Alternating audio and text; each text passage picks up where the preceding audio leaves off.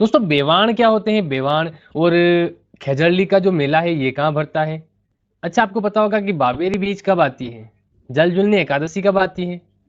चलिए मैं बताता हूँ। आज की इस खास पेशकश के अंदर मैं आज आपको बताऊंगा राजस्थान लोक कला और संस्कृति में राजस्थान के प्रमुख मेले और त्योहार, जिन्हें हम हिंदू कैलेंडर के अनुसार मनाते हैं। और वो चलते हैं कैसे? चैत्र, वैशाख, ज्येष्ठ, आषाढ़, इस तरीके से। और हम पढ़ रहे थे, आज इसके अंदर जानेंगे कि भादवे के अंदर हमने कृष्ण पक्ष से पिछले वीडियो में देख लिया था। अब हम इसमें शुरू करेंगे शुक्ल पक्ष से। और आपको पता ही है कि जो महीने की शुरुआत होती है वो होती है कृष्ण पक्ष से, और आगे वो खत्म किस पे होता है? शुक्ल पक्ष पे। चांद पूरा तो महीना पूरा। क्या? चांद पूरा तो महीना पूरा। अब इसके अंदर हम क्या हैं वो देखते हैं। चलिए, भादवे के अंदर कौन सा महीना? भादवा महीना। चलिए, बिल्कुल आप एकदम खो जाएंगे इस महीने के अंदर। शुरू करते हैं आज की क्लास को। श्री गणेशाय नमः। चलिए, तो सबसे पहले हम लेंगे यहाँ पे शुक्ल पक्ष, देख लेते हैं शुक्ल पक्ष के अंदर कौन कौन से जो है त्योहार आएंगे, कौन कौन सी जयंती आती है, क्या क्या आते हैं शुक्ल पक्ष के अंदर। देखिए, 5 तो हम कृष्ण पक्ष के अंदर देख चुके थे। अब छठा है बाबेरी बीज। कौन सी? बाबेरी बीज। ये कौन से बाबा जी है? रामदेव जी। रामदेव जी का जो जन्म हुआ था वो हुआ था भाद्र पक्ष की शुक्ल द्वितीया को, इसलिए इस द्वितीया को मनाते हैं बाबेरी बीज। ठीक है। और यहाँ बाबेरी बीज के दिन रूणीचा में मेला लगता है। कहाँ लगता है? रूणीचा में मेला भरता है। ठीक है। किसका? रामदेव जी का मेला, जिसके अंदर जो कामड़िया पंथ की महिलाएं होती है वो कौन सा नृत्य करती है? कौन सा नृत्य करती है? तेरह ताली नृत्य किया जाता है। और तेरह ताली नृत्य कैसे किया जाता है? पाँव पे मंजीरे बांधकर जो है वो नृत्य किया जाता है। कौन से पंथ? कामड़िया पंथ की महिलाओं द्वारा किया जाता है। अब देखिए आगे, रूणीचा के अंदर मेला भरता है, ये है रामदेवरा के अंदर। कहाँ पर? रामदेवरा। और रामदेव जी के बारे में पंचवीर के अंदर जब मैंने क्लास ली थी उसके अंदर विस्तृत रूप से बताया था। और ये मेला जो भरता है ये द्वितीया को भरता है, और समाप्त कब होता है? द्वितीया से दसम तक। ठीक है। ये मेला समाप्त होता है भाद्रपद की जो शुक्ल दशम है, तब ये मेला समाप्त होता है। ठीक है। अब ये था। इसके बाद आएगा हरतालिका तीज। कौन सी आएगी? हरतालिका तीज। हरतालिका तीज आती है दोस्तों, कब आती है? भाद्रपद की शुक्ल तीज के दिन आती है। ठीक है। और इस दिन शिव पार्वती की पूजा की जाती है। किसकी? शिव पार्वती की पूजा की जाती है। इसके बाद आती है गणेश चतुर्थी। कौन सी चतुर्थी आती है? गणेश चतुर्थी, जिस दिन गणपति जी की स्थापना की जाती है, गणेश चतुर्थी के दिन। वो विसर्जन कब किया जाता है? ये भी बिल्कुल आगे आने वाला है। विसर्जन कब किया जाएगा? इस दिन जो है गणेश चतुर्थी आती है, भाद्रपद की शुक्ल जो चतुर्थी होती है उस दिन गणेश चतुर्थी आती है। और इस दिन मेला भरता है। कहाँ भरता है? देखिए, वो त्रिनेत्र गणेश जी, त्रिनेत्र गणेश जी जो है वहां पर मेला यह भरता है। त्रिनेत्र गणेश जी का मंदिर कहाँ बना हुआ है? यह है सवाई माधोपुर के अंदर। कहाँ पर? रणथंबोर। रणथंबोर सवाई माधोपुर, वहां पर ये मेला भरता है। ठीक है दोस्तों। अब देखिए अगला जो है ऋषि पंचमी। कौन सा है? ऋषि पंचमी। ऋषि पंचमी जो है दोस्तों ये कब आती है? भाद्रपद की शुक्ल, ये भाद्रपद का शुक्ल पक्ष ही चल रहा है, इसकी जो पंचमी आएगी उस दिन ये ऋषि पंचमी आती है। ठीक है। और इस दिन क्या क्या होता है? देखिए, ऋषि पंचमी क्यों है इतनी खास? क्योंकि इस दिन जो है माहेश्वरी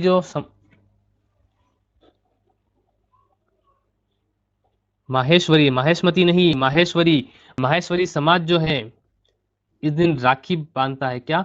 राखी मनाते हैं। कौन सा समाज? माहेशमती नहीं, माहेश्वरी समाज जो है राखी मनाते हैं। किस दिन? ऋषि पंचमी के दिन। ठीक है दोस्तों। अब देखिए इस दिन मेला भरता है। एक मेला कब भरता है? वो कामा भरतपुर में भरता है। कहाँ? कामा भरतपुर। ठीक है। इसे भोजन थाली मेला भी कहते हैं। कौन सा? भोजन थाली मेला कहा जाता है। ये भरता है कामा भरतपुर के अंदर। ठीक है। कहाँ पर? कामा भरतपुर। कब? ऋषि पंचमी के दिन। कब आती है? भाद्र शुक्ल की पंचमी के दिन। ठीक है। अब देखिए आगे सवाई भोज का मेला। जो सवाई भोज है वो कहाँ है? आप सभी को पता है, सवाई भोज के डीजे बहुत ही फेमस है। सवाई भोज मेला, सवाई भोज जो मेला है दोस्तों ये भरता है आसिंद के अंदर। आसिंद कहाँ है? भीलवाड़ा। इसके बाद आता है राधा अष्टमी। कौन सी अष्टमी? राधा अष्टमी। भाद्रपद की जो शुक्ल अष्टमी है वही आती है राधा अष्टमी। राधा अष्टमी के दिन क्या होता है? सलेमाबाद किशनगढ़ के अंदर मेला भरता है। यहाँ इस दिन कहाँ भरता है मेला? सलेमाबाद, सलेमाबाद, किशनगढ़, अजमेर, अजमेर के अंदर यहाँ पर मेला भरता है। और एक और मेला भरता है इसी दिन राधा अष्टमी के दिन। कहाँ भरता है वो मेला? वो मेला भरता है अलवर के अंदर भृतहरि का मेला, किसका? भृतहरि का मेला भरता है राधा अष्टमी के दिन। कौन सी अष्टमी? भाद्रपद की शुक्ल अष्टमी के दिन भृतहरि का मेला भरता है अलवर के अंदर। तो दो मेले हो गए अष्टमी के दिन, भाद्रपद की शुक्ल अष्टमी के दिन जो पहला मेला है वो है सलेमाबाद किशनगढ़ अजमेर के अंदर, और दूसरा है भृतहरि का मेला अलवर के अंदर। देखिए भाद्रपद की जो शुक्ल दशमी होती है उस दिन आती है तेजा दशमी, ठीक है। और तेजा जी का जन्म हुआ था परबतसर नागौर के अंदर। तो यहाँ पर जो है एक मेला पड़ता है तेजा तेजा पशु मेला नाम से, ठीक है। और तेजा पशु मेला जो है वो आय की दृष्टि से राजस्थान का सबसे बड़ा मेला है। यहाँ पर जो है बहुत ही विशाल मेला लगता है। और ये मेला कौन सा है? ये पशु मेला है, जिसे तेजा पशु मेला के नाम से भी जाना जाता है। इस पशु मेले के अंदर नागौरी बैल और बीकानेरी ऊंटों का खास तौर से क्रय विक्रय किया जाता है। और तेजा पशु मेला जो है ये शुरुआत इसकी होती है श्रावण पूर्णिमा से भाद्रपद की अमावस्या तक ये मेला चलता है। और इसके अंदर ज्यादातर नागौरी बैल और बीकानेरी ऊंटों का क्रय विक्रय किया जाता है। तो ठीक, खेजड़ली का जो मेला है ये कब भरता है? ये इसी दिन आता है भाद्रपद की शुक्ल जो दशमी है, भाद्रपद की शुक्ल दशमी के दिन ये मेला भरता है। और भारत का एकमात्र, क्या भारत का एकमात्र ये वृक्ष मेला है। कौन सा है? वृक्ष मेला है। कौन सा? खेजड़ली का वृक्ष मेला। और ये खेजड़ली गांव के अंदर भरता है, ठीक है। कहाँ पर? जोधपुर में खेजड़ली गांव है, वहां पर भरता है। और खेजड़ली जो है इसके बारे में सभी जानते हैं कि 28 अगस्त 1730 के दिन, 28 अगस्त 1730 के दिन जोधपुर के खेजड़ली गांव में, जोधपुर के खेजड़ली गांव में अमृता देवी ने इसके लिए बलिदान दिया था। और इसके बारे में आपने हर बार कहीं ना कहीं क्लासों में भी पढ़ा है और अब तक पढ़ते आए हैं कि खेजड़ली वृक्ष मेला जो है वो क्यों लगाया जाता है, ठीक है। क्योंकि यहाँ पर जो है अमृता देवी ने अपना बलिदान दिया था, जिनके बलिदान के कारण जो है ये मेला आज भी चलता है। अब देखिए आगे इसके अंदर तत्कालीन जो जोधपुर के शासक थे उस समय कौन थे? तत्कालीन शासक, तत्कालीन शासक थे उभय सिंह जी। और 28 अगस्त 1730 की यह घटना थी खेजड़ली गांव में। अमृता देवी विश्नोई, अमृता देवी विश्नोई, इनके नेतृत्व में लगभग 363 लोगों ने वृक्षों की रक्षार्थ के लिए अपनी जान की बलि दे दी थी, ठीक है। वो पेड़ों पे चिपक गए थे और पेड़ों को काटने नहीं दिया था। और पेड़ों की रक्षार्थ इन्होंने अमृता देवी के नेतृत्व में 363 लोगों ने जो है अपनी जान बाजी पे लगा दी थी, जिसके अंदर से 69 महिलाएं थी। कौन थी? 69 महिलाएं थी इसमें। अब अगला जो आता है वो है जल जुलनी एकादशी या फिर देव जुलनी एकादशी। अब जल जुलनी एकादशी कब मनाते हैं? देखिए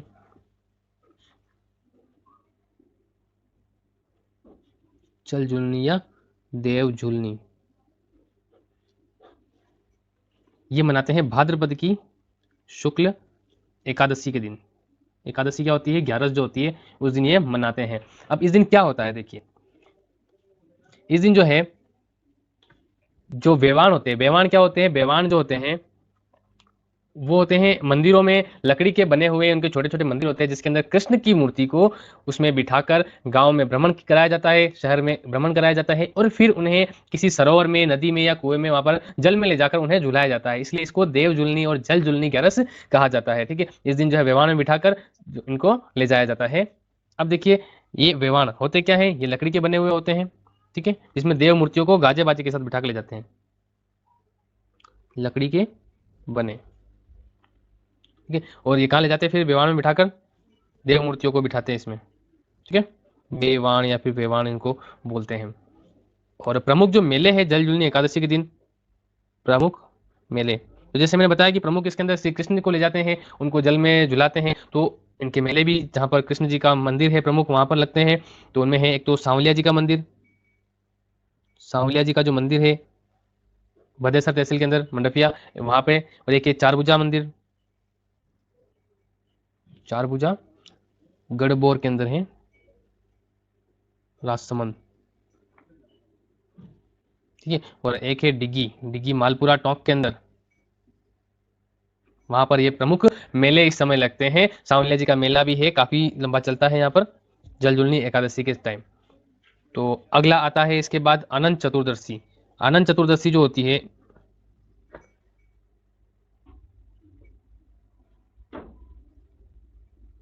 अनंत चतुर्दशी जो मनाई जाती है ये कब आती है? ये आती है भाद्रपद शुक्ल की चतुर्दशी को, यानी कि 14 को, ठीक है। तो अभी हम पढ़ रहे थे ये भादवा महीना, भादवा महीने के अंदर ये है चतुर्दशी। चतुर्दशी कब आती है? भाद्रपद की शुक्ल चतुर्दशी के दिन। इस दिन क्या होता है? इस दिन जो है गणपति विसर्जन किया जाता है। क्या किया जाता है? गणपति विसर्जन किया जाता है। और इसके बाद एक और आता है इस महीने के अंदर, भाद्रपद के अंदर श्राद्ध पक्ष आता है। श्राद्ध पक्ष, अब श्राद्ध पक्ष कैसे होता है? देखिए, ये होता है भाद्रपद पूर्णिमा से, भाद्रपद पूर्णिमा से अमावस्या तक चलता है। कौन सी अमावस्या? आश्विन की अमावस्या तक, आश्विन अमावस्या तक चलता है। कब से? भाद्रपद पूर्णिमा से ये आश्विन अमावस्या तक चलता है श्राद्ध पक्ष। इसके अंदर क्या कहते हैं? इन्हें पितृदेव तर्पण कहा जाता है। पितृदेव तर्पण, पितृदेव तर्पण। इसमें जो पितृदेव होते हैं उनको, उनका श्राद्ध किया जाता है और उन कौवों को अपने जो है पितृदेव मानकर उन्हें भोजन, खीर और पूरी खिलाई जाती है इसके अंदर। और राजस्थान में जो कुंवारी कन्याएं हैं श्राद्ध पक्ष के अंदर, राजस्थान में जो कुंवारी कन्याएं हैं, आपने देखा होगा गांवों में संध्या बनाते हैं, संध्या। तो राजस्थान के अंदर जो कुंवारी कन्याएं होती है वो इस श्राद्ध पक्ष के अंदर संध्या बनाती है और श्री पार्वती की पूजा करती है। ठीक है, तो और ये प्रमुख जो त्योहार ये मनाया जाता है उदयपुर के अंदर भी, जहाँ पर पानी की सतह पर सांझी बनाने की परंपरा है। राजस्थान में उदयपुर में पानी के ऊपर सांझी, संध्या या सांझी बोलते हैं, वहाँ सांझी बनाने की परंपरा है। ठीक है, और राजस्थान में जो है कुंवारी कन्याएं सांझी बनाती है। सांझी, सांझी क्या? पार्वती का रूप होता है। किसका? पार्वती का प्रतीक मान सकते हैं। पार्वती का जो प्रतीक है वो सांझी होती है। इन्हें पूजती है। कैसे पूजती है? दीवारों पर गोबर लगाकर। कैसे? दीवारों पर गोबर से बनाती है इन्हें और इसकी डेली पूजा करती है और तरह तरह के फूल पत्तियां वगैरह लेके आती है और आकृतियां बनाती है दीवारों पर गोबर से, और इस प्रकार से पूजी जाती है। और एक होती केले के वृक्ष की सांझी बनती है। राजस्थान में केले के वृक्ष से सांझी बनाते हैं। केले के वृक्ष से सांझी बनाते हैं। वो कहाँ बनाते हैं? वो बनाते हैं नाथ द्वारा। कहाँ पर? श्रीनाथ द्वारा में ये बनाई जाती है। ठीक है, कहाँ बनती है? केले के वृक्ष से सांझी। तो ये थे इसके प्रमुख जो भादवे के अंदर जो त्योहार थे उनके बारे में। अब जो है मैं आपको बताऊं आगे आश्विन, आसोज के अंदर कौन कौन से त्योहार आते हैं। तो आसोज के अंदर आने वाले त्योहार प्रमुख है, जिस आश्विन जो आसोज है वो आता है सितंबर से अक्टूबर माह के बीच में, और इसमें आश्विन के अंदर आती है शरद नवरात्रा। ठीक है, शरद पूर्णिमा भी आती है, दशहरा मनाया जाता है और जसवंतगढ़ का जो है पशु मेला भरता है। तो सर्वप्रथम जो है इसके अंदर कृष्ण पक्ष में तो कुछ नहीं है, लेकिन जो शुक्ल पक्ष आता है इसके अंदर, शुक्ल पक्ष के अंदर जो है नवरात्रा, जो है शरद नवरात्रा यहाँ पे स्थापना होती है। नवरात्रा प्रारंभ होती है, कब होती है? शुक्ल पक्ष की एकम के दिन। एकम से लेकर नवमी तक जो है नवरात्रा चलती है। शरद नवरात्रा जिसे कहते हैं, शरद नवरात्रा एकम से लेकर नवमी तक जो है यहाँ पर ये होती है। आश्विन शुक्ल की प्रतिपदा भी कह सकते हैं, प्रतिपदा से नवमी तक। और अष्टमी के दिन दुर्गाष्टमी मनाते हैं, है ना। नवरात्रा में अष्टमी के दिन दुर्गाष्टमी मनाते हैं। ठीक है, और इन्हें शारदीय नवरात्रा कहा जाता है। और इसके बाद जो दशहरा आता है, दशहरे के दिन यहाँ पर रावण दहन किया जाता है और प्रमुख प्रमुख मेले भी भरते हैं इस दशहरे के दिन। कहाँ कहाँ मेले भरते हैं? देखिए, यहाँ थी आश्विन शुक्ल, आश्विन शुक्ल दशमी, आश्विन शुक्ल जो दशमी है इस दिन मेले कहाँ कहाँ भरते हैं? दशहरे के जो प्रमुख मेले हैं राजस्थान में, 3 प्रमुख मेले हैं, वो मेले भरते हैं। एक तो कोटा के अंदर, एक भरता है जोधपुर में, और एक है निम्बाहेड़ा में। तो ये प्रमुख मेले हैं, यहाँ पर रावण दहन किया जाता है। अब इसका जो कोटा का जो मेला है इसकी शुरुआत करी थी माधो सिंह द्वारा। किसके द्वारा? माधो सिंह द्वारा इसकी शुरुआत की गई थी। ठीक है, और जो जोधपुर के जो मेले हैं, इस जोधपुर के मेले में लीलटांस एक जो नीलकंठ पक्षी होता है, इसे लीलटांस कहते हैं, लीलटांस या नीलकंठ पक्षी के दर्शन को शुभ माना जाता है। यानी कि जो दशहरा के दिन जोधपुर में लीलटांस जो पक्षी होता है, नीलकंठ पक्षी, इसके दर्शन को शुभ माना जाता है। ठीक है, और खेजड़ी जो वृक्ष है, शमी वृक्ष, इस दिन पूजा जाता है। खेजड़ी के वृक्ष को, खेजड़ी या शमी के वृक्ष को पूजा जाता है। कहाँ पर पूजा जाता है? देखिए, जोधपुर के अंदर। कब? दशहरे के दिन। और इस दिन ब्राह्मण जो होते हैं वो सूतक उतारने के लिए स्नान भी करते हैं। और रावण के पुतले जो हैं अजमेर में प्रसिद्ध कारीगर बनाते हैं। रावण के पुतले जो प्रमुख रूप से बनाते हैं वो अजमेर के प्रसिद्ध कारीगर लोग बनाते हैं। तो ये था शुक्ल पक्ष के अंदर के जो त्योहार थे इसके यहाँ पर। और अब और भी है, जैसे कि जसवंतगढ़ का जो पशु मेला है,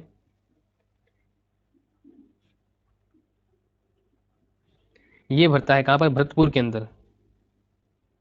भरतपुर के अंदर ये भरता है जसवंतगढ़ का पशु मेला। ठीक है, और इस दिन मालवी नस्ल के जो पशु होते हैं, इस पशु मेले में कौन से आते हैं, मालवी नस्ल के जो पशु होते हैं उनका क्रय विक्रय किया जाता है। ठीक है, क्रय विक्रय किया जाता है कहाँ पर, जसवंतगढ़ पशु मेला भरतपुर के अंदर। ठीक है दोस्तों, अब आती है शरद पूर्णिमा। शरद पूर्णिमा जो है ये कब आती है, आश्विन पूर्णिमा को, जिसे आशोज पूर्णिमा या रास पूर्णिमा भी कहा जाता है। आशोज पूर्णिमा या रास पूर्णिमा भी इसे कहा जाता है। और इस दिन जो शरद पूर्णिमा के दिन मीरा महोत्सव मनाया जाता है, क्या, मीरा महोत्सव मनाया जाता है। कहाँ मनाया जाता है मीरा महोत्सव, ये मनाया जाता है चित्तौड़ के अंदर। कहाँ पर, चित्तौड़गढ़ के अंदर जो है मीरा महोत्सव मनाया जाता है। तो दोस्तों अब तक की क्लास में इतना ही, आगे हम पढ़ेंगे, इससे आगे हम पढ़ेंगे अगली क्लास के अंदर, जिसके अंदर मैं आपको कार्तिक के बारे में बताऊंगा, यानी कार्तिक माह के अंदर कौन कौन से त्योहार आते हैं, हमारी दीपावली कब आती है, तो वो मैं आपको बताऊंगा। तो आप वीडियो को लाइक कीजिए, शेयर कीजिए, और चैनल पर नए हैं तो सब्सक्राइब कर लीजिए। अभी नहीं करोगे तो फिर कब करोगे, क्योंकि आने वाले नए वीडियोज जो है वो बहुत ही रोचक होंगे। आप उन्हें लाइक कीजिए और बढ़ाते रहिए आगे, सब्सक्राइबर ज़्यादा से ज़्यादा सब्सक्राइब कीजिए, सभी को शेयर कीजिए अपने दोस्तों के साथ, चैनल के साथ बने रहिए। Have a nice day.